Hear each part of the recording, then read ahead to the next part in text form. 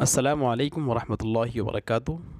ناظرین، آج ہم آپ کے سامنے سبق نمبر 25 پیش کر رہے ہیں، اور اس سبق نمبر 25 کے اندر ہم آپ کو یہ نئے حروف ہیں، ان نئے حروف کو پڑھنے کا طریقہ بتلائیں گے، ان کا تلفظ بتلائیں گے، کس طریقے سے ان کا تلفظ کیا جاتا ہے۔ تو آئیے پڑھتے ہیں۔ یہ آپ کے سامنے با ہے، یہ پا ہے، یہ تا ہے اور یہ ٹا۔ ان سے ہمیں انڈیکیٹ ملتا ہے کہ جو آگے والے حروف ہے یہ انہی سے مل کر کے بنے ہیں، مرکب ہے۔ یہ ہے با اور یہ آگے اس کے ساتھ ملا ہوا ہے ہا، لیکن ہمیں ان کو با اور ہا نہیں پڑھنا ہے، ہمیں ان کو صرف ایک حرف سمجھ کر پڑھنا ہے، جس کا تلفظ کچھ اس طرح ہے: بھا زبر بھا۔ بھا جیسے ہندی میں بھا سے بھالو، یہ وہ والا بھا ہے۔ تو اس کو لکھنے کا طریقہ آپ دیکھ لیجئے کہ یہاں پر یہ ہا دو چشمی ہے، اور اس دو چشمی ہا کے ساتھ میں یہ با ملا ہوا ہے۔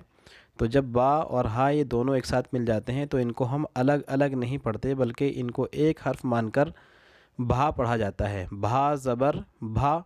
ایسے ہی یہاں پر یہ پا اور ہا دو چشمی ملا ہے، تو یہ پا اور ہا نہیں پڑھا جائے گا، بلکہ اس کو بھی ہم پھا پڑھیں گے۔ پھے سے پھول۔ پھا زبر پھا۔ تھا زبر تھا۔ ٹھا زبر ٹھا۔ تھا سے تھرمس اور ٹھا سے ٹھٹیرا، ہندی میں آپ نے پڑھا ہوگا بہت اچھے سے۔ تو یہ وہ والے حروف ہیں: بھا زبر بھا، پھا زبر پھا، تھا زبر تھا، ٹھا زبر ٹھا۔ جھا زبر جھا، چھا زبر چھا، دھا زبر دھا، ڈھا زبر ڈھا، اڑھا زبر اڑھا، کھا زبر کھا، گھا زبر گھا، لہا زبر لہا، مہا زبر مہا، نہا زبر نہا۔ یہ کچھ حروف ہے، ان حروف کو ہم یہیں پر سمجھ لیں تو انشاءاللہ آئندہ کسی بھی طرح کے الفاظ کو پڑھنے میں ہمیں کہیں سے کہیں تک کوئی پریشانی نہیں ہوگی، ہم بہت آسانی کے ساتھ اس کو پڑھ سکتے ہیں۔ ایک بار پھر پڑھ لیجئے۔ نیچے ہم ان کو جو زیر کی شکل میں ہے وہ پڑھا دیتے ہیں: بھا زیر بھی، پھا زیر پھی، تھا زیر تھی، ٹھا زیر ٹھی، جھا زیر جھی، چھا زیر چھی، دھا زیر دھی، ڈھا زیر ڈھی، اڑھا زیر اڑھی، کھا زیر کھی، گھا زیر گھی، لہا زیر لھی، مہا زیر مھی، نہا زیر نھی۔ بھا پیش بھو، پھا پیش پھو، تھا پیش تھو، ٹھا پیش ٹھو، جھا پیش جھو، چھا پیش جھو، چھو، چھا پیش چھو، دھا پیش دھو، ڈھا پیش ڈھو، اڑھا پیش ڑھو، کھا پیش کھو، گھا پیش گھو، لہا پیش لہو، مہا پیش مہو، نہا پیش نہو۔ تو ناظرین، یہ تھے وہ الفاظ، وہ حروف جن کو پڑھنے میں اکثر لوگ جو ہیں وہ کنفیوز ہو جاتے ہیں کہ اس کو ہم کیا پڑھیں اور کیا نہ پڑھیں۔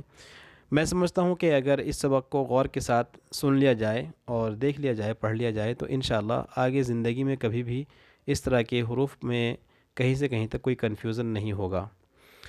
آگے جو الفاظ ان سے مل کر کے بنتے ہیں وہ لکھے ہوئے ہیں، ہم اس بار پڑھ لیتے ہیں مفردات کو۔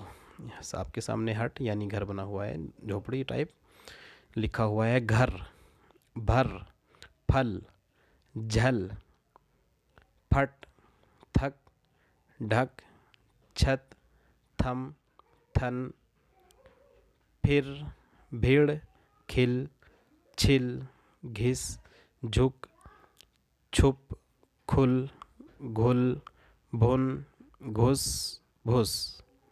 گھر، بھر، پھل، جھل،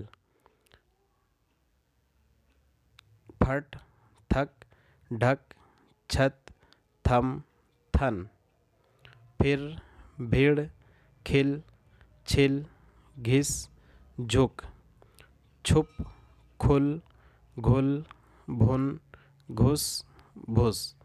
تو ناظرین، یہ ہے ان سے بنے ہوئے مفردات، اور اب ان مفردات کو ملا کر کے جو جملے بنے ہوئے ہیں وہ جملے بھی تھوڑے سے پڑھ لیتے ہیں ہم۔ اکبر گھر گیا، ذرا تھم جاؤ، چھت پر کون ہے، پانی بھر دو، شاکر تھک گیا، دوا سل پر گھس لو، اچکن پھٹ گئی، بھیڑ نے کاٹا، تالا کھل گیا، آم گھل گئے، چنے بھن گئے، جھک کر مت چلو، دادا پھل لائے، دو آنے کا بھس دے دو۔ ان جملوں کو ہم پھر سے ایک بار پڑھ لیتے ہیں۔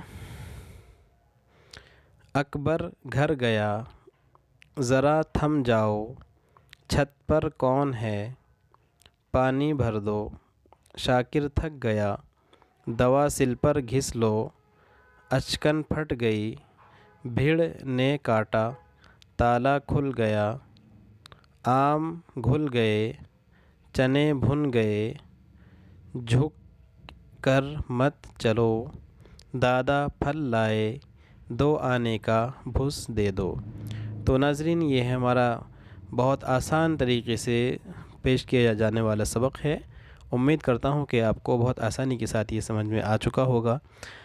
آپ حضرات ہمیں اپنی دعاؤں میں یاد رکھیں اور ہمارے اس چینل کا خیال رکھیں۔